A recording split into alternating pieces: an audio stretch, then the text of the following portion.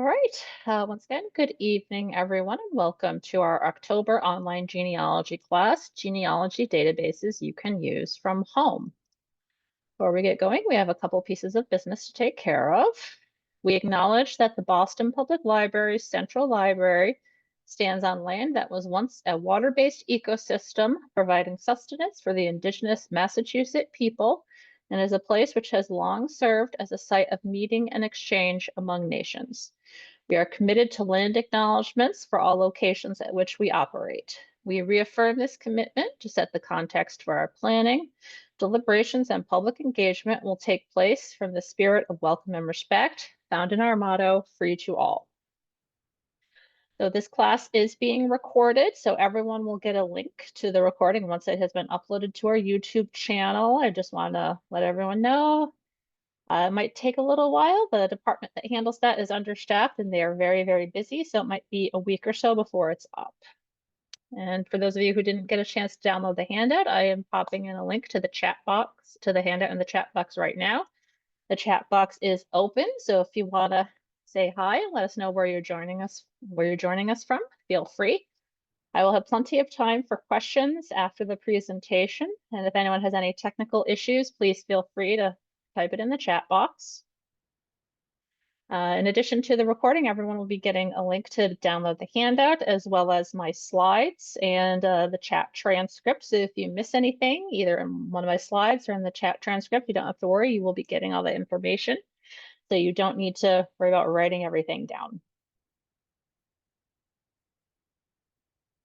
Okay, oh, good luck down there in Florida. All right, so for those of you who don't know me, I am Jessie Wheeler. I am the genealogy specialist here at the Boston Public Library, and I work at the Central Library in the Research Services Department. So what we are covering today, so we're primarily going to be looking at some databases through the BPL that we can use from home. So we're going to go over some just general searching tips for databases. Then we're going to look closely at Heritage Quest Online. We're going to look at the free collections on American ancestors. We're going to look at My Heritage Library Edition. We're going to take a look at some other databases you can use at the BPL, and then some other things, the BPL research guides, a few other free websites you can access from home. So for database searching, and this covers any type of research you're doing, not necessarily just genealogy. So databases are updated a lot. And for instance, Ancestry.com, if you're familiar with that, is updated pretty much every day. So if you're looking for something and you're not finding it, check back periodically. Chances are it'll probably be uploaded eventually because not everything could be digitized automatically. So it might just take some time. When you are searching for people, just be aware of any possible name variations that could be in a record. It could be that the name a person went by may be different from their legal name. For instance, I have a great aunt who I always knew as Claire, and I just didn't know until after I saw a 1940 census of my grandfather's family that her first name was actually Mary. I had to check with my mom and ask if Aunt Claire was really Mary Claire. That's how I found out. So that's something you want to keep in mind. So related, if you're looking for a woman who is married, you can't find her under her married name, try her under her maiden name. And that can also work in reverse. So it's helpful, particularly with women, if you know both her, if she was married, if you know her married and her maiden name. She could, depending on what type of record it was or what time period, she might be found under either one. So this is especially helpful for researching women. If you can't find a person, but you know the names of people who might have been living with them, try searching for those people. And also, and this is because there are mistakes. These records were all, yes, they are only on the internet and on computers, but these records were all created by humans. So whoever transcribed the record might have made a mistake. Whoever wrote down the information might have made a mistake. There might be a variation of the name. the record taker took it down wrong. Someone, for instance, with a census record giving information about everyone in their household might have given the wrong information, and so on and so forth. So you might need to keep in mind any possible way a name might have been spelled, whether that's misspellings, variations among a family. For instance, on one side of my family, the surname was spelled 3 or 4 different ways depending on the person and how they chose to spell it. So that's another thing to keep in mind. One of my favorite examples I like to give related to both of these points is in the 1940 census. I thought it would be fun to find Leonard Nimoy, and I couldn't find him. I was having a really hard time, and then I figured, okay, so I know the names of his other family, so I put in his parents' names and his brother's name, and finally I was able to find him, and I discovered the reason I couldn't find him was, one, his name was spelled wrong, and also he was in there as a female. Not quite sure how that happened, but anyways, I was able to find him. So that's just something to keep in mind. So if you're looking for someone who is married, try their spouse. If they have children, try their children or parents. Anyone you knew would have been living with them, like an in-law, anything like that, try looking for them as well. All right. So we are first going to take a look at Heritage Quest online. Heritage Quest is a website that I like to call Ancestry Lite because it is done by the same company as Ancestry.com. It has the same graphics and has much of the same collections, but unlike Ancestry.com, our library patrons can use it from home. So just as a note, if you are joining us from outside of Massachusetts, you wouldn't be able to access things through us, but check with your local library, either a public library or a college library. Chances are someone in your area has it. Heritage Quest and Ancestry are very, very popular, so you might be able to access this through your home library. So for those of you who aren't familiar with these sorts of databases, so Heritage Quest has millions of records that cover all over the world. They have things like city directories. They have a strong collection of books, so family histories, local history. They have the census records, they have military records, and they also have free research guides that you can take a look at. So if you are going to access it through us, you do need to have one of our library cards. So you don't necessarily, a library card registered with us, I should say. So you don't necessarily have to have one of our cards. If you have a library card from any public library in Massachusetts, as if you've registered it with us beforehand, you can use that. Or if you can't come into one of our locations, you can get one of our e-cards, and that will allow you to use it, to use anything we have online. Okay, so if you are going to use that through us, if you have a card registered, you can go to, okay, okay. Let's hope it's working tonight. Those of you who are at my last class know I was having some internet issues, so hopefully things are working a little better tonight. Go. So you would go to bpl.org and then click on Learning and Research, Online Resources, and you go to the subjects section and it's biography and genealogy, or you could just follow the links that will be in your handout. And we're going to go down here, way down at the bottom, and here is Heritage Quest. You can even see if you're looking up at the URL, it even says Ancestry because it is the same company. Anyone who's used Ancestry, you'll be able to recognize a lot of this.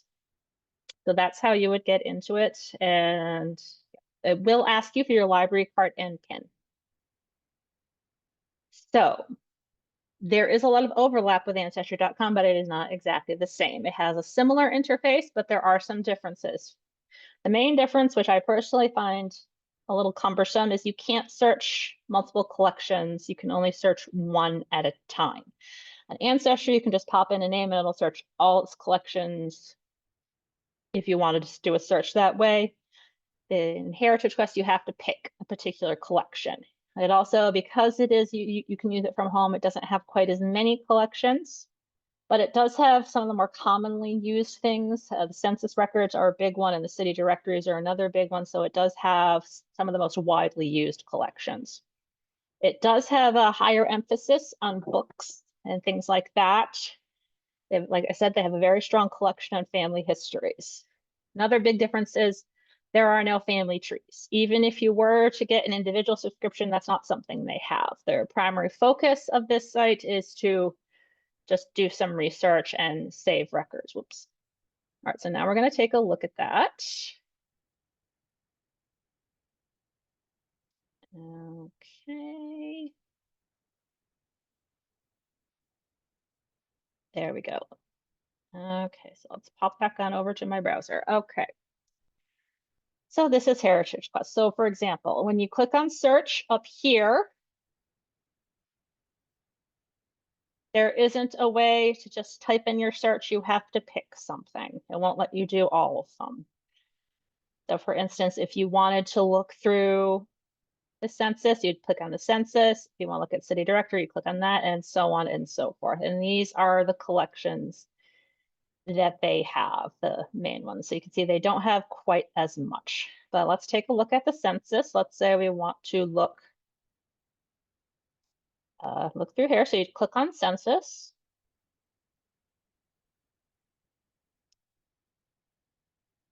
And okay, so this guy's being a problem. There you go. So that is something that happens. So if you do get an error message like that, most of the time, if you hit the refresh button, it'll come right back. I'm not sure why it does that. So once you pick a collection in MyHeritage, you can search the whole collection. You don't have to choose a census year. You can just search the entire census. If you wanted to search a particular census year, then you can just pick one down there, or you could pick one on the previous screen. So one thing I recommend is clicking on national terms exactly, and I'm going to show you why. So for instance, if I'm looking for my grandfather and I type in William Herman and lived in Rhode Island and click on search,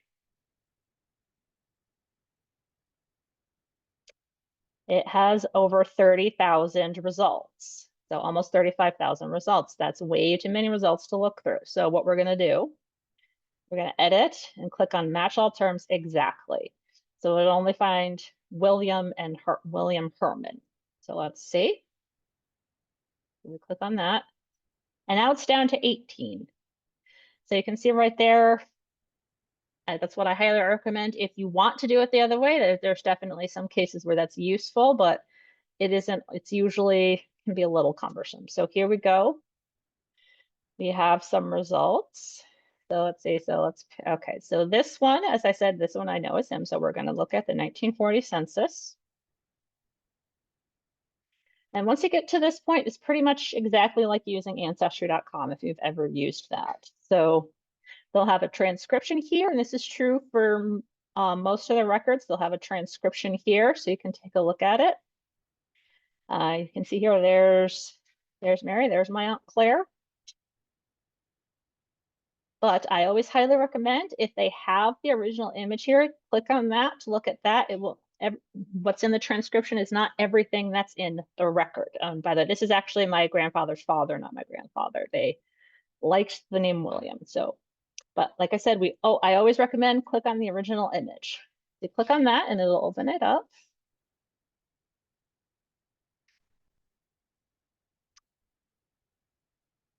It does sometimes load a little slowly because it is a really big image. There you go. Okay, so what's really helpful in some of these, it will highlight the people that you're looking for. So you can just zoom right on in and take a look at that. So here we go. So this is my grandfather's family. So this is my grandfather right here. He's the younger William. And now you can look at the census record. The census record in particular has a lot more information in the actual image than it does in the transcription. There's a lot of stuff here that they just don't transcribe because it's a lot of information. So you can get a really good idea of what the family situation was. Okay, and it also, you have a couple of options if you want to save a record. Remember, I mentioned you can't do a family tree. So what you would do, click on the Save button here on the upper right-hand corner. And if you are doing this from home, you could just click Save to this computer.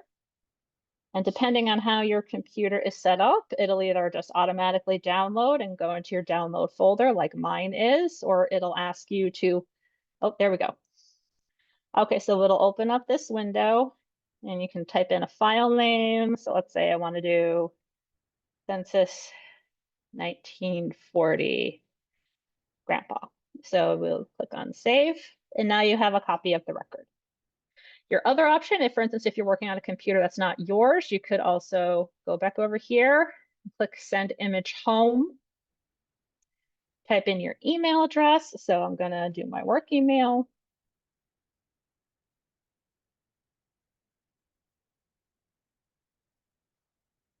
And click send. And one thing with this is check your junk mail folder because sometimes emails like that wind up there. So what you'll see when you look at your email, you'll have a link to what's called your discovery page. So you click on that link and it'll open up a page so you can access it anytime. The limit, I believe, is 300 documents, so it's a pretty high limit. And at that point, they'll encourage you to get your own subscription so you can manage them. And this, like I said, this is the same function as Ancestry.com. So that's a lot of similarities, but it's just slightly different. Okay. All right, now we're going to look at the free resources on American Ancestors. For those of you who are unfamiliar with this, American Ancestors is, again, like the other one, it's a collection of databases and other resources, but these are produced by the New England Historic Genealogical Society, which is located here in Boston, actually not far from where I'm sitting now. They're just over on Newberry Street. They are closed for renovations at the moment, but they are still doing research appointments. So if you do need direct help from them, you'll be able to do that. They have things like vital records, military records, tax and voter lists, all sorts of things. There is some overlap with them in American Ancestors, but there are things that they have that no other database has. So it's, especially if you're researching around New England and the Northeast, it's a very valuable resource. So to use the complete database, if you wanted to use it through us, you would have to come into the central library. You can't access it from any other location. Your other option is to purchase your own subscription, because that's the only way you can look at everything is with a paid subscription. But what we're going to show you in a little bit. There are a lot of collections, databases within the site that you can use with a free registration, which is called a guest account. And we're going to take a look at some other cool resources like subject guides and webinars and other things. Back. Okay, so to get to this, if you're going from home, you can go through the BPL's website if you'd like. There is a link there, but you could also just go to americanancestors.org.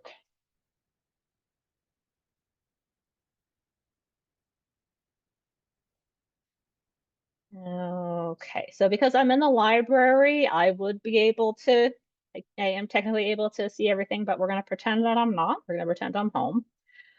So let's say we want to say, excuse me, sorry. Okay, there we go. Okay, so let's say want to go in here. Where did it go? Okay. So if you click on tools, some of these are completely free. So the video library and the research guides and the research templates are completely free. So we're going to click on the research guides. So if I were doing this from home, I would need to log in. So let's pretend, I log in with my password, and then you click on, let's say you want to learn how to use American Ancestors. So you click on this, find out more, and there we go. Okay, so this is the point where it asks you to log into your account. So I'm going to log into my account. Once again, I'm going to use my work email if it will behave itself. There we go. Okay. And as I said, the account is completely free. You do not have to pay just to access, just for the free resources, obviously, but you do have to register. You'll just get some emails from them, but I think it's definitely worth it because there's a lot of really great stuff here you can get from home. Okay, so here we go. So here's this research guide. So these are all done by people who work there, by professional genealogists and other staff members. So it'll give you an overview of a topic. So for instance, for this one, it'll tell you how to search, different other things. So this, I highly recommend looking at this one, particularly if you're not familiar with the site. Well, let's see if we're gonna go back to the other research guides. So I can show you more of them. If you just want to see everything they have, you can click on research topics A to Z. So for instance, just because it popped up right here, if you're looking for Japanese American genealogy, you click on this. You can see it's a very robust guide. It was written by a professional genealogist. It'll give you links to books that might be useful. It'll explain various concepts, like if there's a cultural difference between what kind of records there are, it'll explain that. They'll give you links to online resources that might be useful, organizations that could be useful to you as well. Excuse me. So this, I find I even use some of these guides when I'm working on a really hard reference question, just to get an idea of what is out there. The other great thing in here is the video library. So these are all their free webinars. They record all of their free webinars and they put them up here. So you can go here. You won't be able to access the syllabus. They do want you to pay extra for that, but you can watch the video for free. So let's say you're interested in this one here. Just click on watch now. And as soon as it's done loading, you're good to go. You can go ahead and watch it. They also have some really interesting book talks. Sometimes they'll have authors in, and sometimes they'll do programs that are where they're touring an cool old country house in England and various other things like that. So there you go. So for instance, there you go. They have this one about a botanic garden. So they have a lot of really, really cool stuff in here. So I highly recommend taking a look at that. So this is just some of the other free resources, but for the databases, you want to get to those, you click on search and then go to A to Z list of all databases. And then over here on the left, you click on only free databases. So that way you can see these are there and they're always adding to this. There are now currently 89. A year ago, there were only 50 some odd. So they're always adding more to this. Some of the more widely used ones will be the Boston Archdiocese records. That's probably the biggest one that people use. There's also one of their major projects is the GU 272 project. So this, for those of you who aren't familiar, this is a project that was undertaken recently by Georgetown University back during the immediately post-colonial era. The people who ran the college sold 272 slaves to make money to expand the campus. So they undertook a project a few years ago to identify and track down the descendants. Okay, is anyone else having a problem hearing me? Okay. Okay. So, okay. Okay, great. So thank you. So Gail, maybe sounds like there's an issue either with oh, you got it? Excellent. Okay, great. Glad it's working for you. We do sometimes have issues on our end, so I want to make sure. Okay, so this project, so they made an effort to identify all of the men and women that were sold and to trace their descendancy down. So that's why this was really important to them that this would be a free site. So this is really useful if you're a descendant of one of these people. And that's just one of the great free resources they have. If you're doing Irish genealogy, for people who lived in the Boston area, they have an index to the search for missing friends column from the Boston Pilot. The Boston Pilot is a local Irish Catholic newspaper, and during the during the 19th and early 20th century, they ran a column for people looking for their Irish relatives who they think moved to the area. That's another, if you're doing that sort of research, that's a really great one to look at.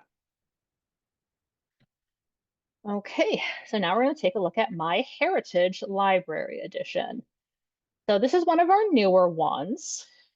It is much like the others. It's a collection of genealogy databases. So they have some of the same stuff as the other two. What makes them different and why we like to promote this is they have a really strong collection of newspapers. And many of the newspapers from Massachusetts, they actually scanned from our collection. So it's pretty cool that they have that. They'd get to that in the same place I showed you before, and we're going to go back there in a bit.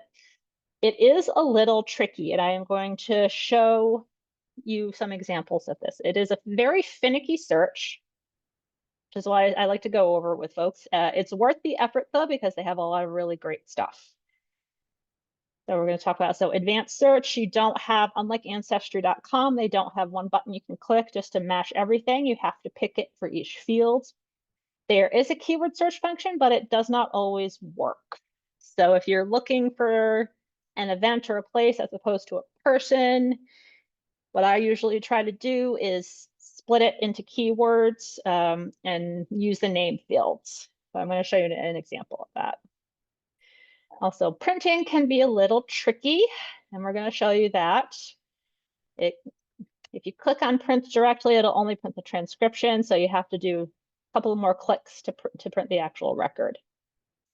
And there isn't a save button, unlike with Heritage Quest and Ancestry and even American Ancestors. You have to right-click on and save the image to the desktop, and then you could print it or email it from there. Okay, so we're gonna go back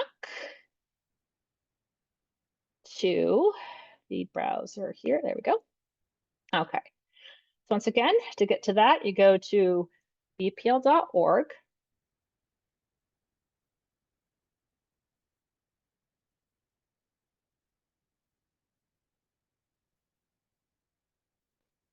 Okay, so I'm going to show you a little shortcut here. So a quicker way to get to this, click on Learning and Research. Come on now.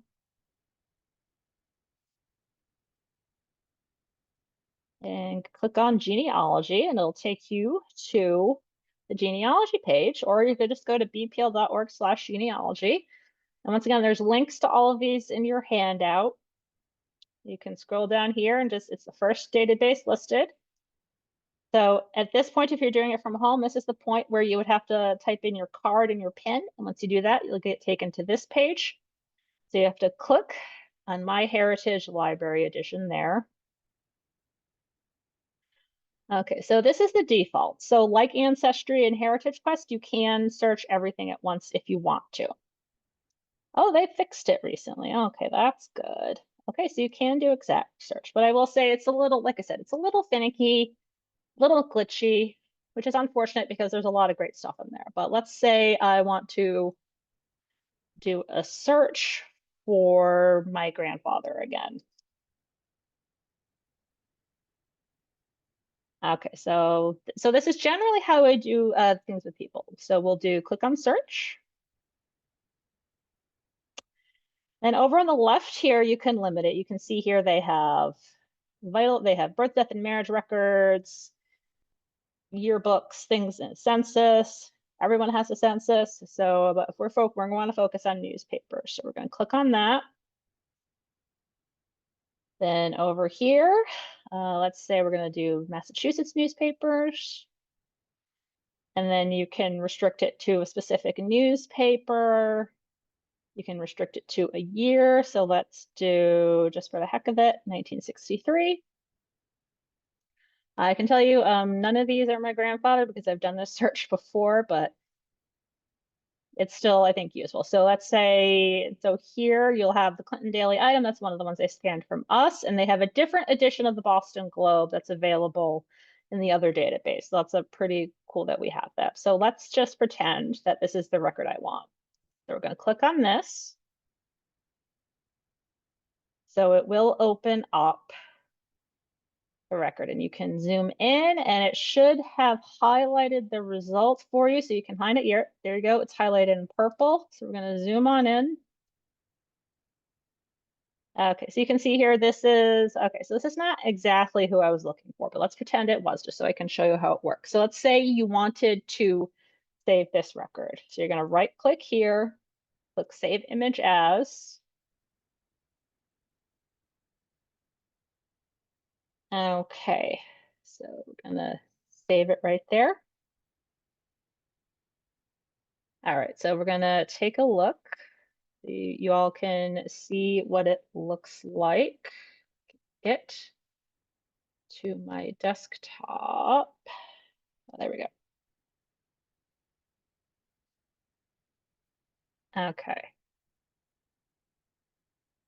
All right, so we're just going to open it just so you all can see what it looks like. So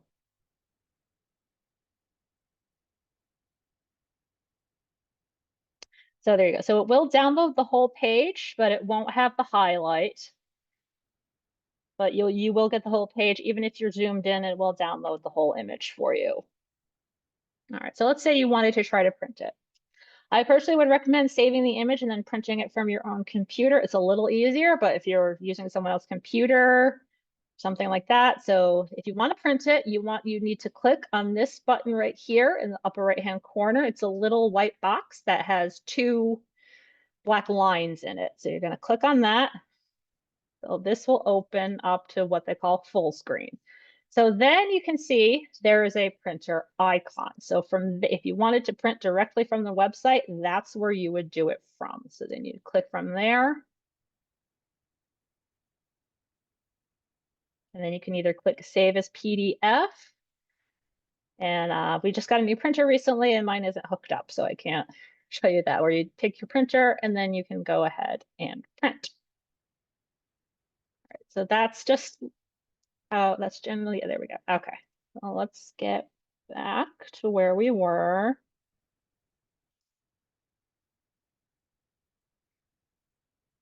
There you go. So it's a little tricky, but there is a lot of really great stuff in there, particularly the newspaper collection. This is why we have it. So you can get through the search function, you might be able to find a lot of great stuff. And in a nice little segue, so we were talking about newspapers, and newspapers in general are a really great resource for genealogy. You can find, not only can you find like obituaries and death notices, which is what a lot of people look for. You can find lots of things. You can find marriage announcements, birth announcements sometimes, if your relative was involved in a charitable organization or if they were a prominent person, might be different stories and articles about them. There's a lot of really great stuff you can find. And we have a lot of newspaper databases that you can use from home. And this is just a few of them, pardon me.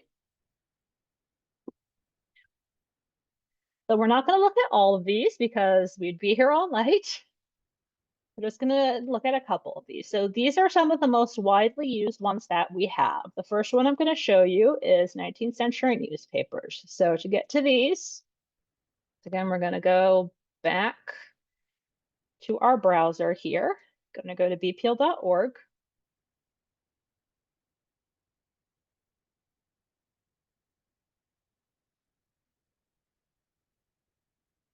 Okay, and there we go. All right, so again, you click on Learning and Research.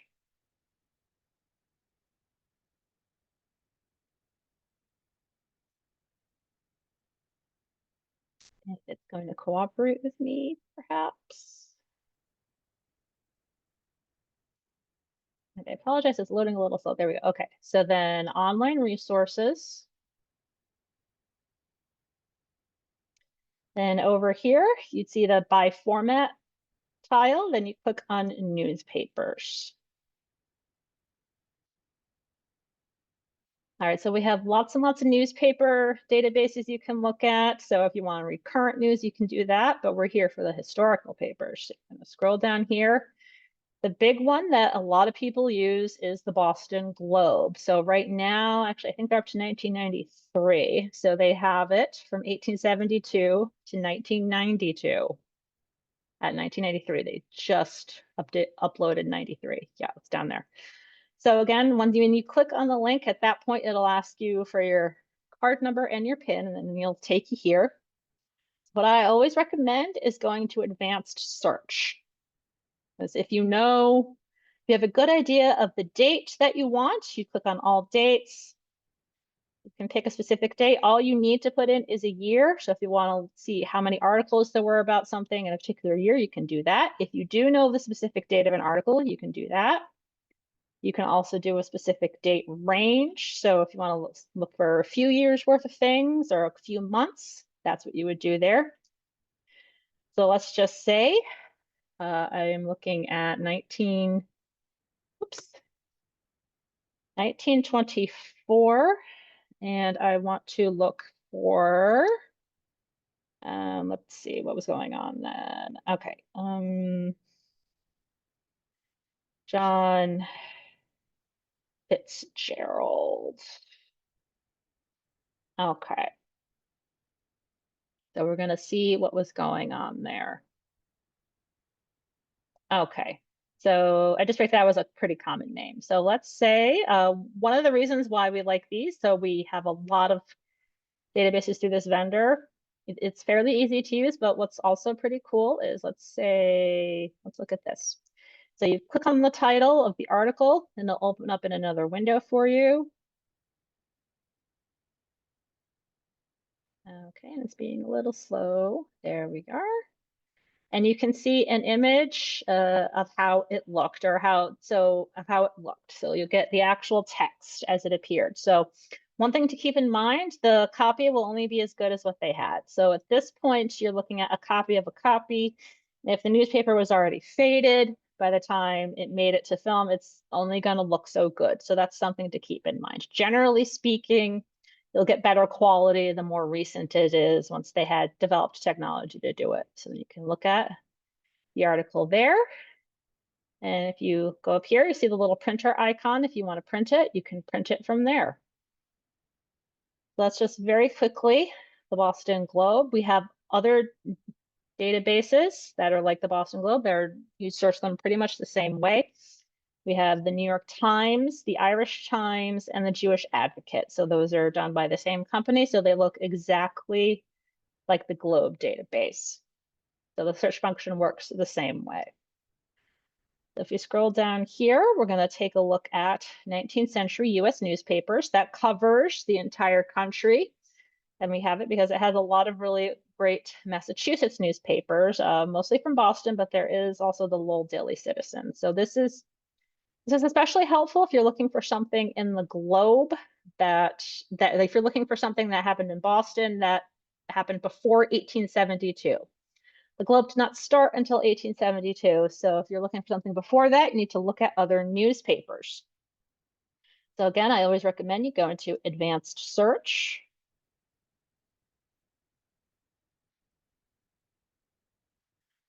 All right.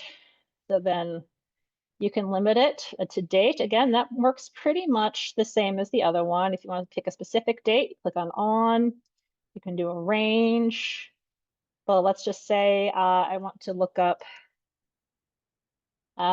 something, and I want to look up my Civil War ancestor. So I know, so he passed away in 1863, so I know that. So we're going to put that in. And you can limit it by title, you can even limit it by section. So for instance, if you're looking for an editorial, if you're looking for straight news, you can do that. But we're going to restrict it by state. So let's pick Massachusetts. All right, so we're going to pop in the name of my Civil War ancestor and see if they have anything.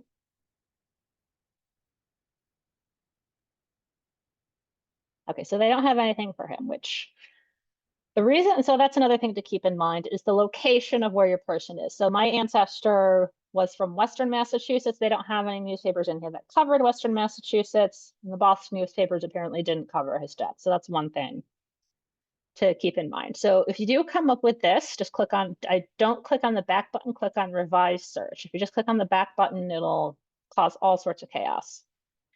So let's just pop in the last name just so I can show you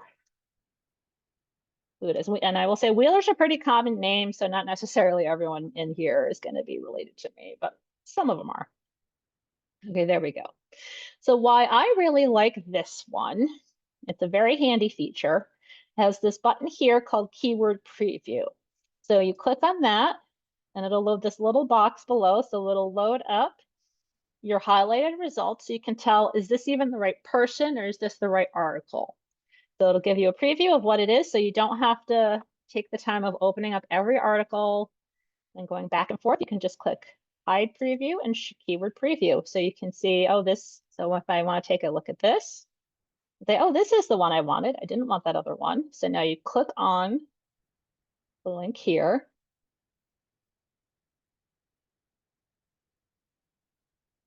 And it will load up the article. And sometimes the zoom, you kind of have to fiddle with the zoom a bit. So let me see if it can. There you go. So you have to click on, so you have to zoom in a little bit. But again, it should highlight the result for you. They use green. So you can see that there.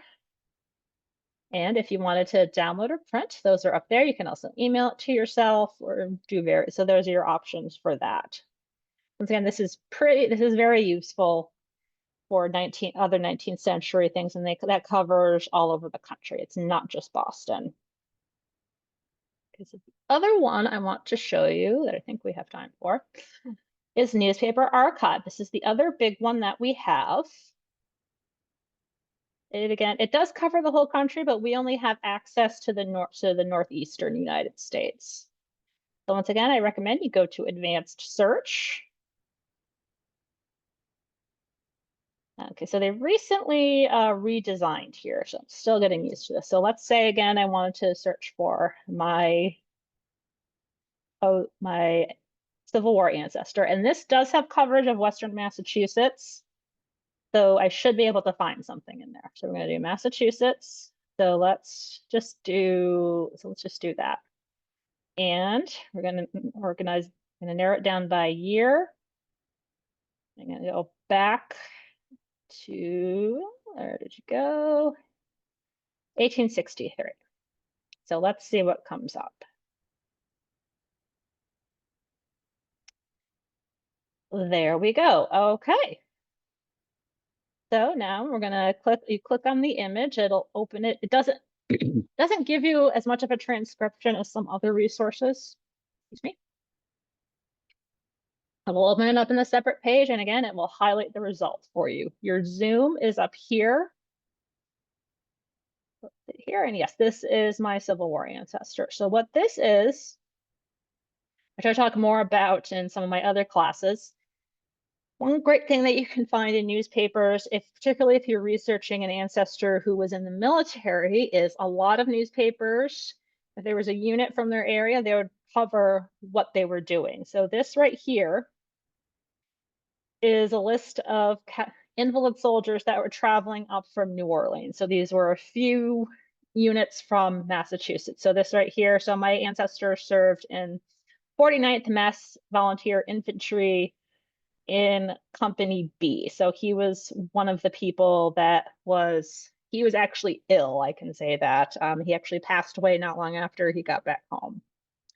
But yeah, this is my ancestor right here. So this will give you an idea of where they were at, what was going on. You can see a lot of people got sick in New Orleans. There was dysentery, I think yellow fever, a bunch of nasty things were floating around. So a lot of these folks got sick there. Okay, so if you wanted to save here, it's a little tricky. So if you just want to do the whole page, that's easy. You click on save, you pick your file format, and then you're good to go. Same with printing. So that's how you do it there. I will say though, these are, this is both a plus and a minus. These are very high quality images in here. So they are very big files. So just keep that in mind. It might take a while to save and download, and it will download the whole page. But on the other hand, you get really great quality images. You can see this is a newspaper from 1863, and it looks really, really good. So just keep that in mind. All right, so we're going to move on to some things that are online. So to get to our research guides, you just go to guides.bpl.org, and the guides themselves are completely free. They're just online. Anyone can take a look at them, but some of them will link to things that you do need to be in Massachusetts and have a card with us in order to access. So we're going to take a look, of course, at our genealogy research guide. Well, research guides, I should say. Oh, why is that being annoying? Okay, so I guess that got messed up somehow. Okay. I can the links in your handout do work, but it's just guides.bpl.org. You can just get to everything there. But this one, the genealogy one, you can get to from the genealogy page, which we took a look at a little while ago.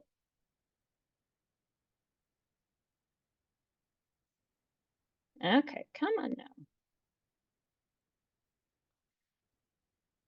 now. Okay, come on. I apologize that it's being so slow tonight. There we go. Okay, so you click on Research Guide if you want to look at the genealogy guide. So we have 4 genealogy guides. We used to have one big one. It was getting a little cumbersome and hard to navigate, so we split it up into 4. So the ones that most people will probably find themselves using will be records and resources and special topics. So we're going to look at records and resources. So what this will do, it will cover various topics and types of records that you can look at. And so we'll just, for instance, let's click on newspapers. So it'll give you an overview of of what we have, give you links to the databases if we have some other extra stuff, and also a link to a class I taught last fall on how to use newspapers. So I try to put in links to my other classes, and all of the classes that I teach are free. Anyone can look at them on our YouTube channel. So that's just one of them. If you wanted to look at our general research pages, you go back to bpl.org, click on Learning and Research.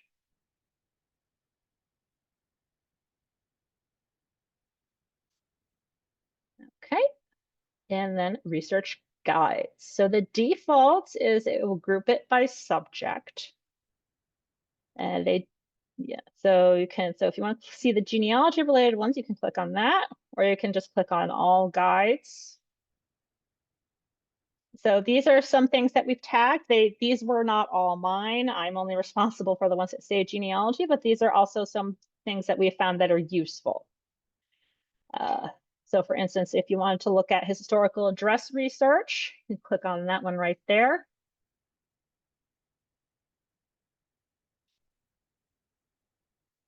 They take you to a guide. Sometimes there's nice images, so we'll give you links. So this one in particular will give you links to other guides that might be useful. And it'll go over how you can research your house. We get a lot of questions like that of people who are in the area. They live in an older house and they want to know more about it, or they live in a nice old apartment building and they want to find out more about that. So you could look at all that information there. Okay, we're going to look at a few more free resources. We're not going to look at all of these because again, we don't have time. So these next few and these next couple of slides, these are free websites. So again, they're completely free. You don't have to go through our website, though we do have links to all these things in there just to make life easier, but you can just go right to the website and it'll have things that we've contributed. So the main thing I want to show you is Digital Commonwealth.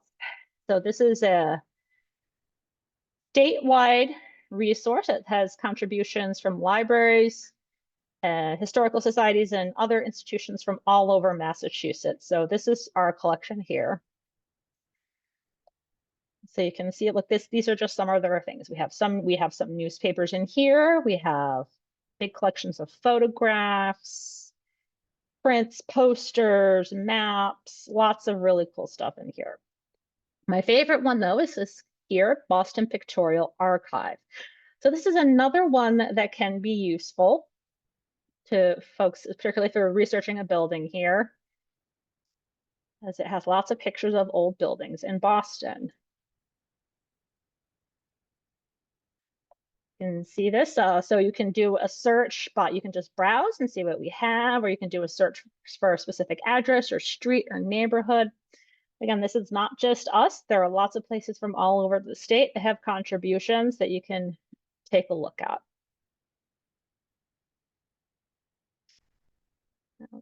Okay.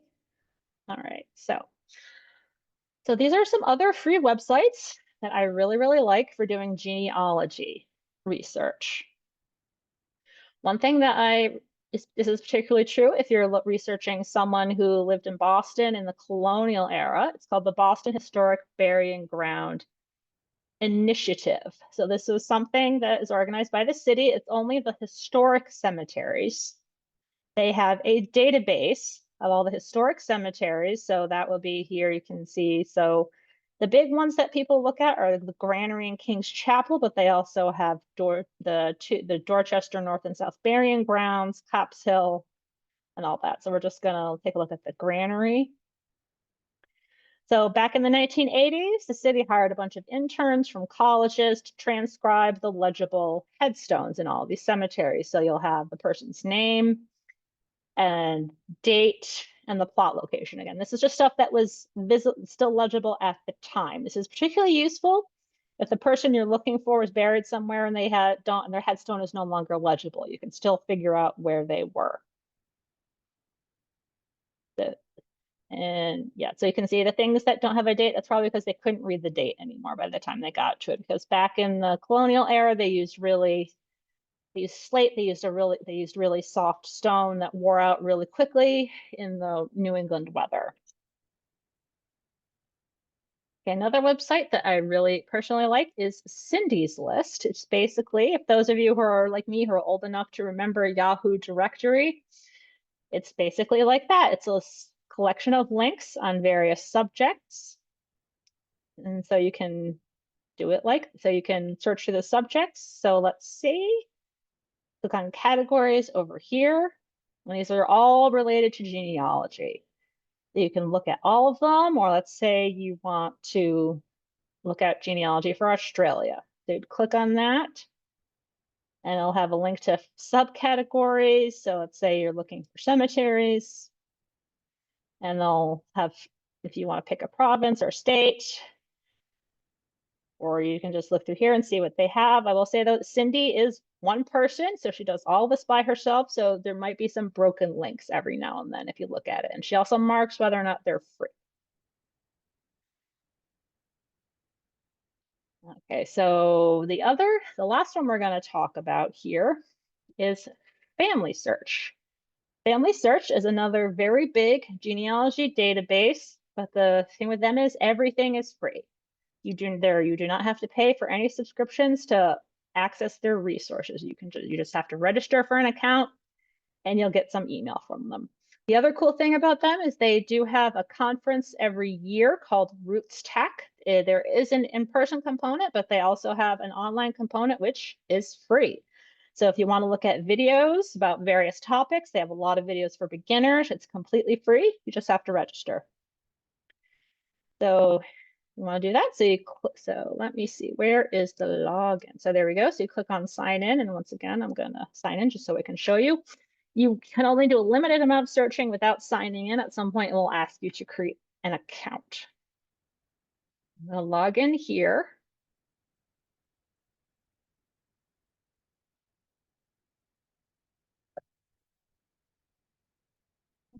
Okay. And once again, they also have census records. And I will say one thing I've noticed is the images of their census records are much higher quality than what's in Heritage Quest and Ancestry. So that's one thing. That's why I like them, because they have much better images. I think they must have had better cameras or scanners. Not quite sure why. So let's just say I want to try my Civil War ancestor. And we want to do Massachusetts. So let's see what comes up. So I can say that was a family name for a few generations. So we're probably going to get a few other Hoseas coming in here.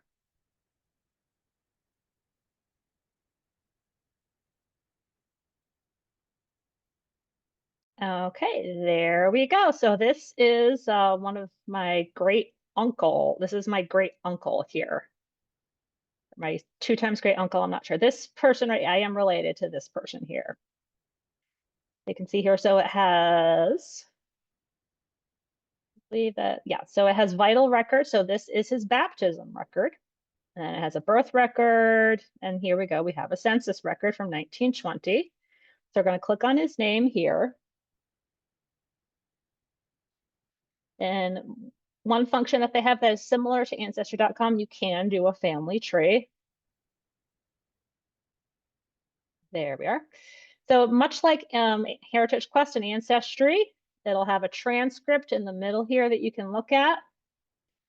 But again, I always recommend that you click on the image so you can see it, so you can see more information.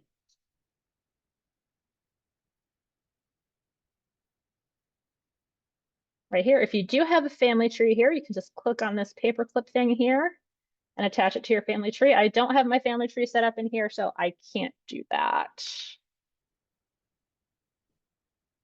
Okay, come on now. And again, because the image is so high quality, it will take a little while to load. There we go.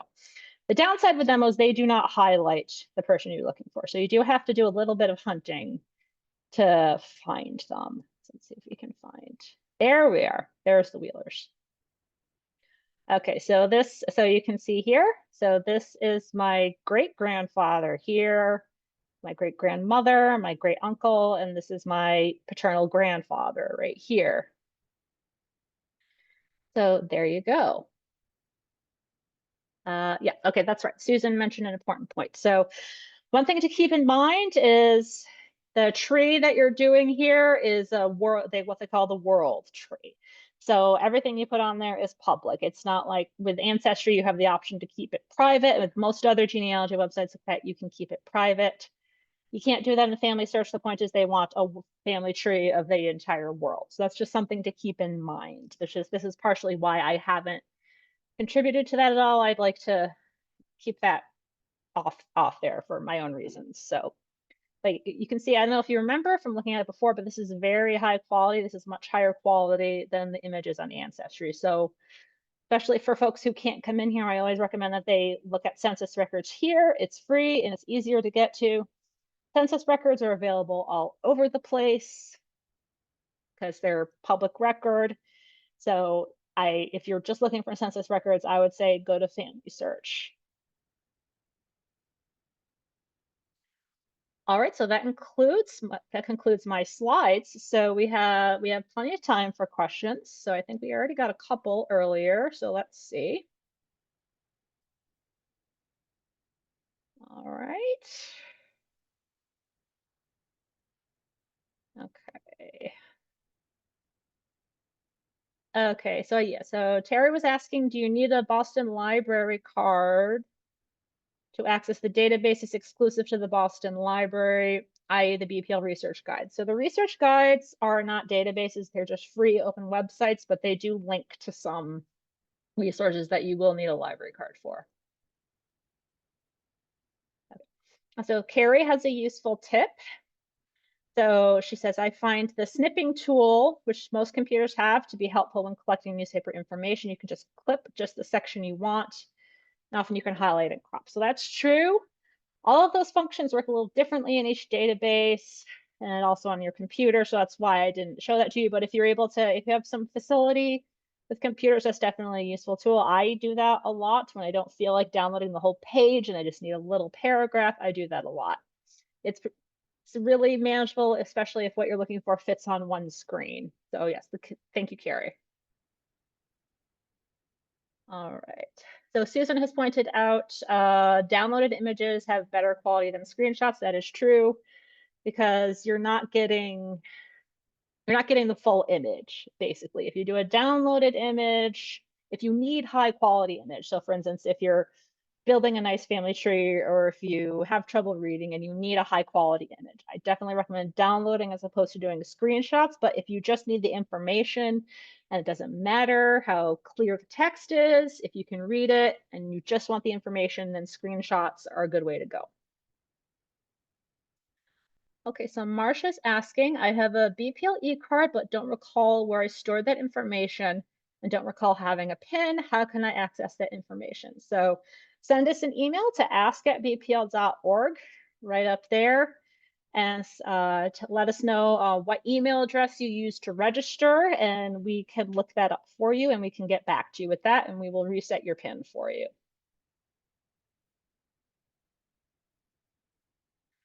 Okay, so Jane's asking, someone entered incorrect information about my Civil War ancestor on Family Search. Can this be corrected?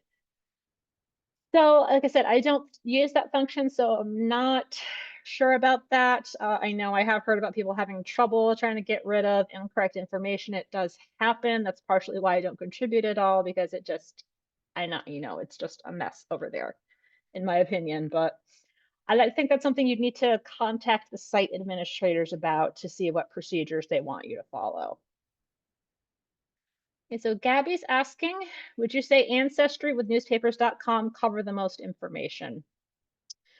Well, that depends on what newspaper, it really depends on what newspapers you're looking at. So newspapers.com does have a lot, but they don't have everything. There are some that are only in a specific database. So if you just want to do a broad search and include newspapers, sure, go for it. It's really up to your personal preference. I can say that is very expensive. We do not have that particular subscription. We just have Ancestry. We do not have newspapers.com.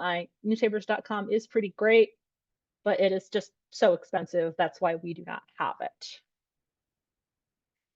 So Helene's asking, missed what you said about possibly not doing a family tree for your own personal reasons. Yeah, that's just, I don't want my family tree to be public. That's really all I meant by that. I mean, that's a personal preference. Not everyone wants their family tree out there. So that's the caveat with familysearch.org. You can't have a private family tree. So if you want your family tree to be private, go for, don't use family search.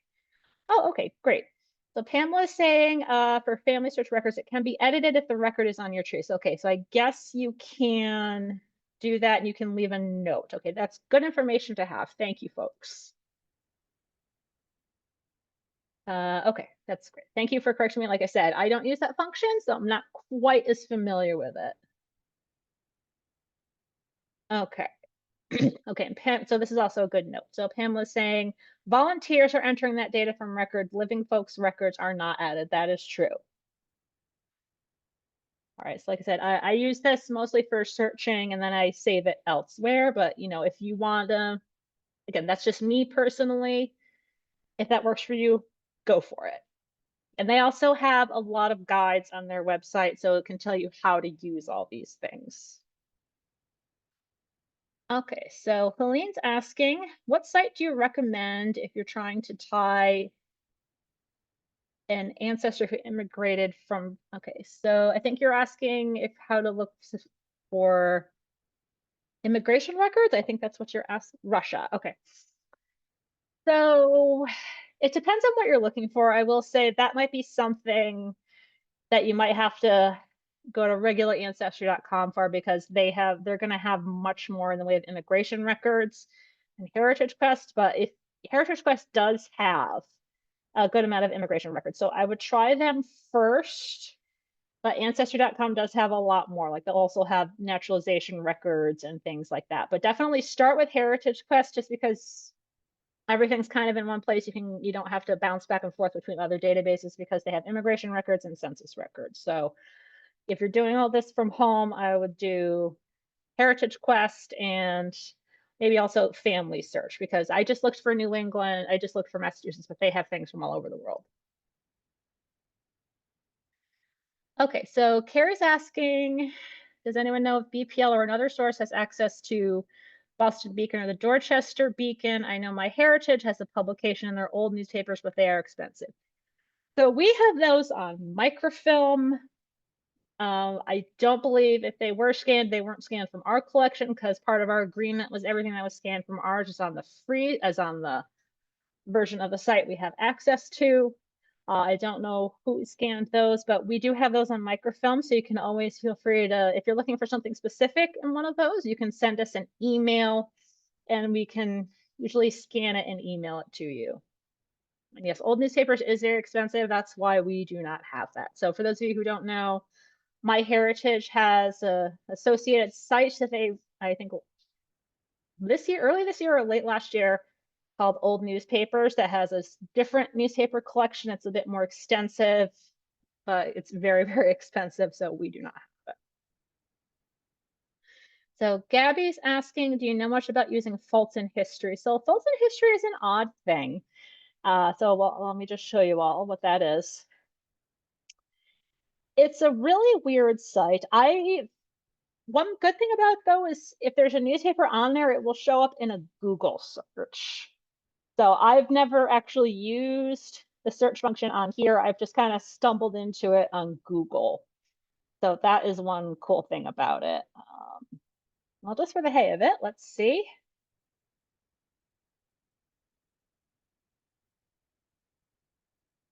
Okay, there we go. So on the left hand here, okay, so, that's right, they have the Greenfield Recorder. That's right, we just sent this to someone recently. So they do have some stuff in here. Like I said, it's hit or miss. They do have a lot of good stuff, but it's the search function is a little wonky, so it's just a matter of getting to it. But if you're Googling something, if you just Google can be useful, believe it or not. So if this shows up on a Google search, on like a lot of the databases, that stuff doesn't show up on a Google search, but the stuff in here does. So there are a lot of newspapers in here. So you can try playing around with it, but like I said, it's really hit or miss. So I don't recommend starting there. Okay, so my apologies if I mispronounce your name. So Chandra Shekhar is asking, are there any records useful for the people from India? So unfortunately, no, there really isn't a lot online for India. Part of it is the turbulence in that part of the world and also the language barrier. So I'm not sure. So I'm gonna take a look at Ancestry just to see if, okay, I think I can. All right, so I'm just gonna go right into it. Oh, and it's at, okay.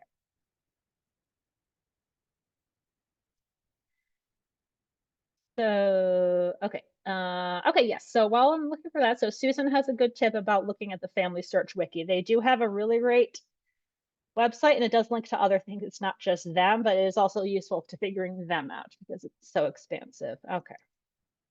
So I'm gonna look at, if any database does have things for India, it would be ancestry.com most likely. So I'm gonna look there.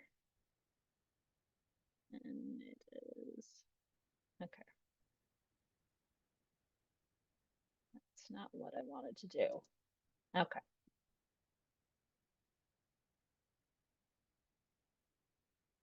Okay, come on now. Okay.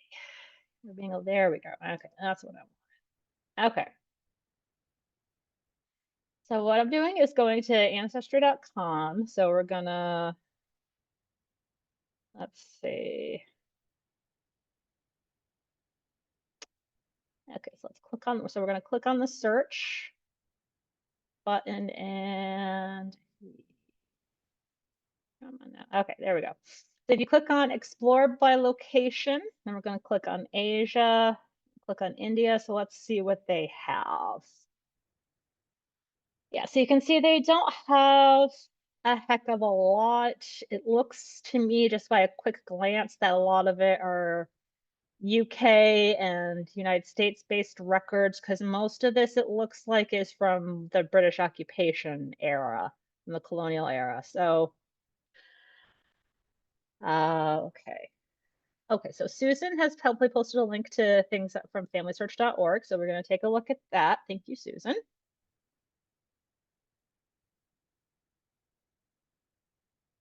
Okay. See, this is a good example. I don't know everything. I know a lot, but I don't know everything. So I always appreciate it when folks can offer advice like that. So this will show you links to other places. If it has a $ next to it, it's a paid subscription. If there's no $, it's free. So looks like they do have there is some stuff out there. Okay, so I'm still seeing a lot of it is from the colonial era. So yeah. So I guess for that there, so there is stuff out there. So you might be able to find something. Okay. Alrighty. So if there's nothing else, then the okay. So I'm not sure what that means. Okay. So I'm not familiar with that. Okay. Okay, so Helene's asking, what button did you say to use if you are not on your personal computer? So if you're in a database, there should be an option that's email or save, and then for instance, on ancestry.com or Heritage Quest, you should be able to type in your email address, and what it will do is send you a link to what's called your discovery page. So actually, let me see if I can get that to come up. There we go.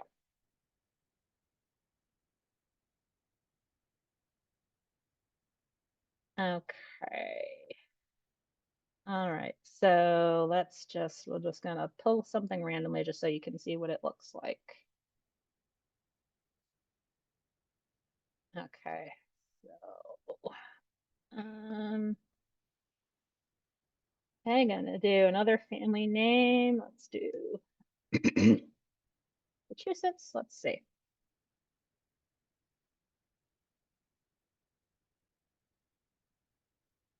Okay, let's just, for the heck of it, say this is a little before, just so I can show you how that works. So once you're in a record, so this is how it looks on Heritage Quest. It's going to look a little different depending on what website you're on, but there's an option to save or email. Sometimes there'll be different buttons. In this case, it's the same button to get to both. So you click on this little gray button up here, and it'll open up another window. So you have two options. You can save it to the computer you're using and then open your own email and then attach it. Or you can click on Send Image Home. Then you put in your email address, you'll get an email that will link to your discovery page. So that's generally how it works on there. Okay. So Tina's asking, what do you recommend for people searching their ancestors but don't read that language? So the example you use is Chinese. That's great that you did Chinese because we actually have a database for that, which I think next time I give this presentation, I will add it in there. It's fairly new, called My China Roots. You can get to that through our website. So that one you can search bunch of different ways. So it has English, transliterated Chinese, and then Chinese characters. So for that, you can do that. But that really depends. You might need, for Chinese, there are a lot of resources out there, but for other languages, you might need to just use Google Translate and try to figure it out, or you can consult with a professional genealogist that does things in that language. So the Association of Professional Genealogists, which is appgen.org, they have a directory, and that includes listings of other languages that they work in. So depending on how deep you're going and what you're looking for, you might need to hire a professional to help you out with that. Okay. Well, thank you very much for the kind words, everyone. All right, so I think that's about it. So as I said, this program was recorded. Everyone who registered will be getting a link to it once it's up on our YouTube page, hopefully in a week or so. I will also be sending a follow-up email to everyone tomorrow night that will have links to the handout, the slides that I'm using here, as well as the chat transcript, so you don't have to worry about missing anything. You'll be able to get it. And there'll also be information in that email about our upcoming programs. And you can also always go to bpl.org/genealogy. Thank you everyone for joining us. You've been a great crowd as always. I really appreciate everyone coming. And yeah, so the chat transcript, you'll have to copy and paste, but it'll be the same links that showed up in there. So what I do, just a little peek behind the curtain here, what I do is Zoom automatically sends me a transcript of the chat. So I just saved that as a PDF file, and that's what I'm sending out to everyone. So you'll be able to get everything in the chat. All right, once again, thank you all for coming, and I hope to see you soon. Bye bye.